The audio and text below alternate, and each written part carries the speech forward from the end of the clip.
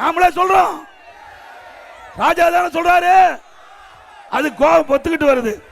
அவளுடைய மகன் அழகிரி சொல்றார் இங்கிலீஷ்ல, my father is being a prisoner. எங்க அப்பாவை சிறையில் வச்சுக்கிட்டு சொல்றார். யாரு? திரு கருணாநிதியுடைய மூத்த மகன் அழகிரியே சொல்றாரு. அது உண்மையாயிடுதுல்ல.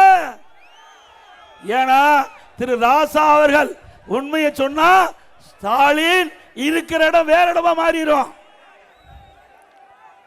அது மட்டும் இல்ல, இப்ப சந்தேகம் வலுக்குது.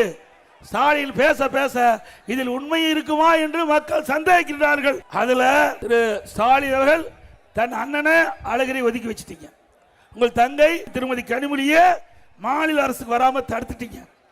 உங்கள் தந்தை கருணாநிதி இறுதி காலம் வரை உங்களை நம்பி எந்த ஒரு முக்கிய பொறுப்பு கொடுக்கல. கட்சி தலைவர் பதவி கூட கொடுக்கல, செயல் தலைவர் தான் கொடுத்தார்.